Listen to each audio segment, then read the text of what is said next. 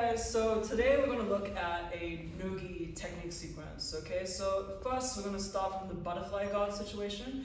I'm going to use it to elevate our partner into a single leg X position. I'm going to show you 3 different options that we can do to proceed in our partner's position, okay? So first I'm going to enter my butterfly guard position. I have both left and right hook on both right leg of my partner. I'm going to go for a gable grip around the back of his body. I can keep my head pretty centered with his chest here.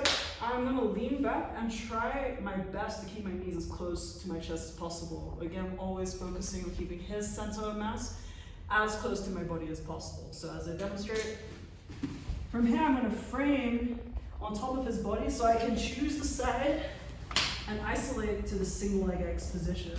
Okay, so I'm making sure both of my legs are wrapped around his knee line. Okay, ensuring that my hips are nice and high and not sagging. We don't want the hips on the mat. So I'm really driving my heel into his hip bone to allow my hips to come nice and high. With my left arm, I'm going to hug around my leg. From here, I'm going to show a few different options. Okay, so option number 1, how to enter into the 50-50 position from here.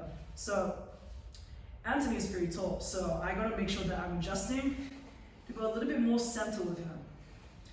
From here, I want to take my inside leg over his hip line. Notice how I'm not shallow. It's not just with my foot on his hip. I have to make sure my leg is nice and high, and I'm going to shuck it in this direction. As you can see, as I land, I still have his leg on the outside of my body, outside of my hip bone. So I have to lean back using a C grip. I'm going to push it across, and I enter my 50-50 position. So let me do this one more time from the top. Again, just to emphasize a certain detail, when I'm trying to lean back, I don't want to keep my legs extended here. Because if I try and pull and keep my legs extended, it's almost like I'm pulling him into a side control or into a position where Anthony can mount me and advance into a better position. So making sure I'm staying nice and tight to his hip, pulling him in, the knees stay close to me, and I'm always using my hands to frame. Even in case I don't get the single leg X position, I can still get my feet to his hips and get to an open guard position. So from here, I'm framing, I get to my left side to isolate the leg of the single leg X, wrap around my leg, or alternatively, I can use the overhook around his calf. The first option, I'm going 50-50, I want to go a little bit more centered. If I can grab the far side leg, I will. Taking my inside leg over, shucking it through, punching the leg across, entering my 50-50 position, okay? Option number 2. So we're going to do exactly the same entry. I get my cable grip, lean back, frame, single leg X. I'm going to enter the full X, leading with my inside leg first. I hook behind the far side leg kneecap, and my second hook comes to hook on top of the far side hip. Okay, making sure I have very active feet, both of my feet are flexed. I do not have ballerina feet. Ballerina feet are very easy to slip. It's very easy for him to push my feet off, and it just slides like this. So I must ensure keeping a flexed foot, so I have a nice and strong hook on both the hip line and the knee line. So we always want to bend in the torso and the hip line, also bend in the knee.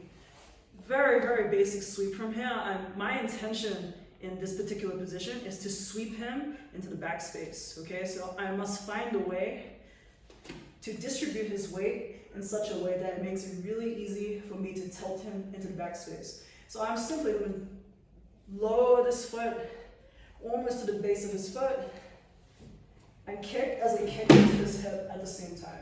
So if we come back and look at that one more time, so I can extend it so now his base is a little bit more distributed here. I'm going to, again, allow my foot to sag to the base of his foot, not completely on the floor because it's super easy for him to step back from this position. So just slightly above his ankle bone from here. I'm going to kick with this foot into his hip. At the same time, with this foot, I am kicking actually more in a diagonal into the upward space. So from here, as I do that, I also turn my body to the left.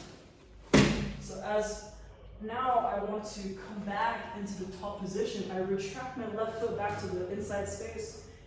My right hand has a C grip. The reason with a C grip, it's much easier to collect his leg. If I simply try and collect like this, it's easy for him to take his foot back and I don't have much gripping strength. From here, it's like I have a handle, both feet on the mat, come up and take the top position. Now for option number 3, again, starting with our symmetry. This time, we're going to look at the reverse X, okay? So we've looked at the classic X, which is usually with the leg that I have on top of his hip bone here, it usually feeds to the far side hip. Instead, we're going to do the mirror image of this. Since my right foot is already underneath his butt cheek, I'm going to keep my right foot in the same position.